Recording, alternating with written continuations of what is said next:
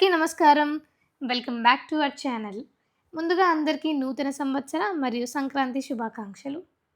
సంక్రాంతికి ముందు రోజే అస్సలైన హడావిడి మొదలవుతుంది. ఇంటి చుట్టూ శుభ్రం చేయడం, ముగ్గులు వేసుకోవడం, ప్రత్యేకంగా పిండి వంటలంటే ఇంకా చెప్పరాదు. అరిసెలు, సకినాలు, గారెలు, బిళ్ళలు ఇవి లేకపోతే అసలు సంక్రాంతి సంపూర్ణంగా అనిపించదు. అప్పాలు చేయడం అంటే సులభం కాదు. బియ్యం నానబెట్టడం నుంచి పిండిని పట్టించడం వరకు ప్రతి దాంట్లో ఒక శ్రమ ఉంటది. అమ్మలు, అమ్మమ్మలు ఊర్లల్లో అందరూ కలిసి పనిచేస్తారు. చూడ్డానికి ఎంత బావుంటుందో.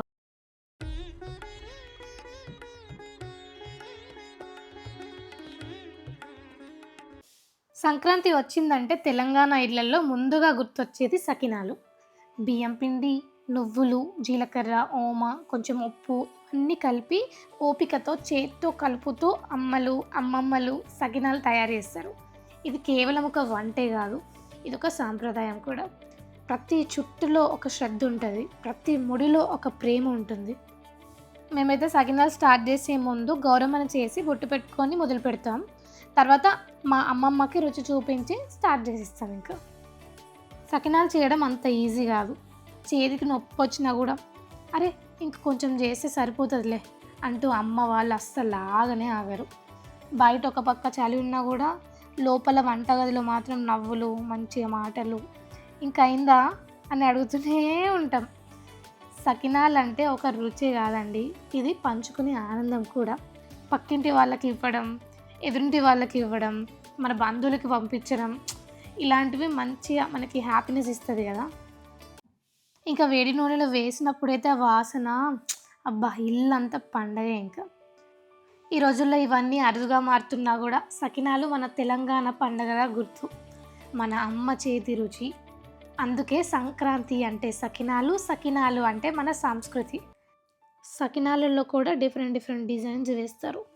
లైక్ సకినం వేసి దానిపైన ఒక చిన్న ముగ్గులాగా కూడా వేస్తారు. అండ్ ఆల్సో విసుర్రవుతూ, ఇంకా అప్పట్లో ఇంకా చెంచా, గిన్నె లాంటివి అట్లాంటివి కూడా వేస్తారంట.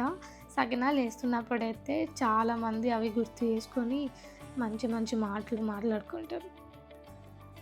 ఇవి ఎన్నో పాత జ్ఞాపకాలను కూడా గుర్తు చేస్తాయి మనకి. మనం చిన్నప్పుడు సకినాలలో స్లేటు, ఇసరవుతూ, తొట్టి ఇవన్నీ చేస్తుండే వాళ్ళం కదా. అది ఎంతమందికి గుర్తుంది? ఎంతమంది ఇంకా చేస్తూ ఉంటారు చెప్పండి కమెంట్స్లో నాకు. ఇంకా మీ ఇళ్ళల్లో అప్పాలు వేసుకున్నారా మరి? Do let me know in the comment section. And whoever not subscribe the channel please do subscribe. నాకు ఇక్కడ సకినాలు అంతా చేయడం రాకపోయినా కూడా ఏదో చిన్నగా ట్రై చేస్తున్నా. ఫస్ట్ ఒక చుట్టు వచ్చింది, మళ్ళీ విచ్చుకుపోయింది. అట్లా అయితేనే ఉంది. చాలా ట్రై చేసినా కానీ అస్సలు రాలే. I think it needs practice. వెచ్చింది స్థిరముగా నిరసింది మా ఇంట్ల వెలసింది బంగారు తల్లి శ్రీలక్ష్మి. వచ్చింది స్థిరముగా నిరసింది మా ఇంటికొచ్చింది దొల్లు దొల్లున వెలసే దొల్లున నిరసింది మా లక్ష్మి. వచ్చిన నాడు మల్లె పూల కంటే ఎక్కువ పలమరము ఇచ్చింది, జామ పళ్ళ కంటే మా లక్ష్మిమెంతో పలమరము ఇచ్చింది. తానున వచ్చింది దల్లున విరచింది దల్లున విరచింది సిరులను కురిపింది. జయమంగళం నీకు శుభమంగళం శ్రీలక్ష్మి వాడల్ల నేను నిరసితిని, శ్రీలక్ష్మి వాడల్ల నేను విరసితిని. స్థిరముగా నిరసింది స్థిరముగా నిరసింది శ్రీలక్ష్మి.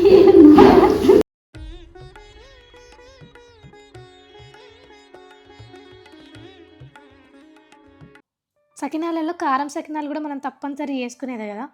బియ్యం పిండి, నువ్వులు, జీలకర్ర, పండుమిరపకారం, కొంచెం ఉప్పు, ఈ చిన్న చిన్న పదార్థాలే కారం సకినాలకు అస్సలైన రుచి.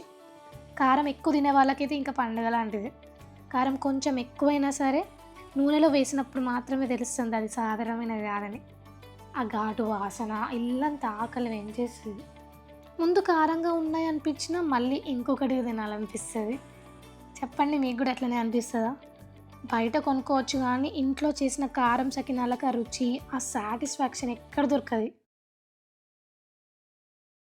నేనైతే ఇక్కడ ముందుగా కంచుడు పెట్టుకొని నూనె పోసి, నూనె కాగినాక పిండి వేసి కాలిందో లేదో ఫస్ట్ చెక్ చేసుకోవాలి.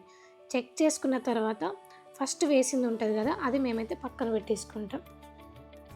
ఇలా అప్పాలు చేసుకున్నప్పుడైతే ఒకరు పెట్టివ్వడానికి, ఒకరు అందించడానికి, అక్కడ పొయ్యి దగ్గర ఎవరైతే అప్పాలు కాలుస్తున్నారో వాళ్ళకి తీసుకెళ్ళి ఇవ్వడానికి ఖచ్చితంగా ఉండాలి కదా. సో, ఈ ఊర్లలో అయితే కంపల్సరీ ప్రతి ఇంటి నుంచి అంటే తెలిసిన వాళ్ళైతే కంపల్సరీ అప్పాలు చేసుకున్నప్పుడు వచ్చి అప్పాలు మొత్తం చేసి లాస్ట్ వరకు అప్పాలు అయ్యేంత వరకు ఉండి అప్పాలు అయినాయా, ఇంకేమైనా ఉన్నాయా, ఇంకేమైనా ఉంటే కూడా ఎంత రాత్రైనా చేయడానికైతే డెఫినెట్గా హెల్ప్ చేస్తారు. అంటే ఇప్పుడు మీ ఊర్లలో అయితే అట్లా వస్తున్నారా? ఇప్పుడు ఈ కాలంలోనైతే చేసుకుంటున్నారా? చాలామంది వరకు ఇప్పుడైతే ఆర్డర్స్ ఇస్తున్నారు. టైం ఉంటే చేసుకుంటారు, టైం లేకపోతే ఇంకా ఆర్డర్సే ఇస్తున్నారు. ఎంతవరకు చేసుకుంటున్నారో నాకైతే చెప్పండి. ఊళ్ళలో అయితే డెఫినెట్గా చేసుకుంటారు, ఆర్డర్ ఇవ్వడానికి అస్సలు ఇష్టపడరు అనమాట.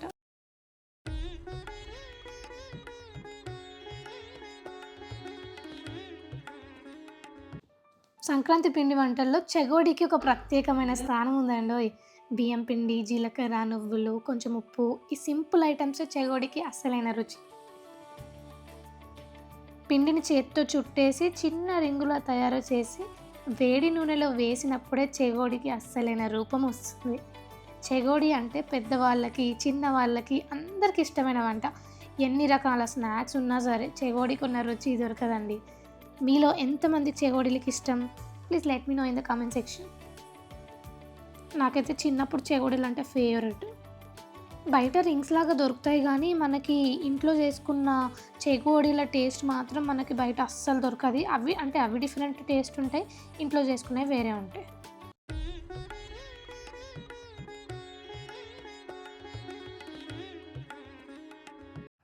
ఇంకా పప్పు బిళ్ళలు అంటారా, దానికి ఒక ప్రత్యేకత ఉందండి. శనగపప్పు నానబెట్టి సరిగ్గా పట్టించి జీలకర్ర, కొంచెం ఉప్పు వేసి చిన్న చిన్న బిళ్ళలుగా తయారు చేస్తారు. చేత్తో నొక్కి ఆకారం ఇచ్చి వేడి నూనెలో వేస్తారు. బయట నుంచి కరకరలాడుతూ కమ్మగా ఉంటాయి. ఇది కూడా చాలామంది ఇష్టపడతారు.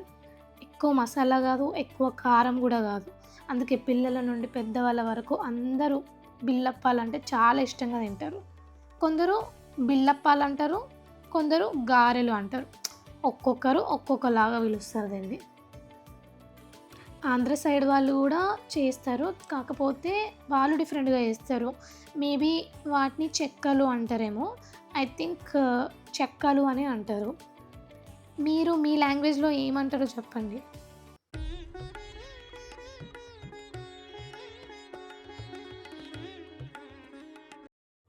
సాధారణంగా గారెలా కనిపించినా కూడా మక్క గారెల రుచి మాత్రం ఆహా! మక్క గారెలు is one of my favourite snack. దీంట్లోకి పాయసం లేదా మటన్ సూపు అంచుకు పెట్టుకొని తింటుంటే ఇంకా వేరే లెవెల్ ఉంటుంది.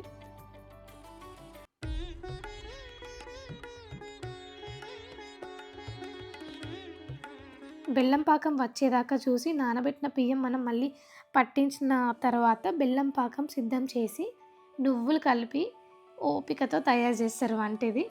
అరిసెలు. అరిసెలు కూడా ఈజీ కాదండి. పాకం సరిగ్గా రావాలి, పిండికి సరైన మృదుత్వం ఉండాలి. అందుకే ఎక్స్పీరియన్స్ ఉన్న వాళ్ళ చేతిలోనే అరిసెలు బాగా వస్తాయి. వేడి నూనెలో వేసినప్పుడు నెమ్మదిగా పొంగి రంగు మారుతూ మెత్తగా ఉండే ఆ అరిసెలు చూడడానికి చాలా బాగుంటాయి. ఈ రోజుల్లో చాలా సంప్రదాయాలు తగ్గిపోతున్నా మనకి ఇలాంటి పండుగలు మన మూలాలను గుర్తు చేస్తాయి. మన ఇంటి వాసన, మన ఇంటి అమ్మ చేతి వంట, మన సంస్కృతి, విలువలు ఇవన్నీ మళ్ళీ గుర్తుకు చేస్తాయి. అందుకే ఇది పండుగ కాదండి, మన జీవన విధానం, మన కుటుంబం లాంటిది. అందరికీ మరొకసారి సంక్రాంతి శుభాకాంక్షలు. Please do subscribe, like and share the video if you like the video. See you in the next video. Until then, bye bye.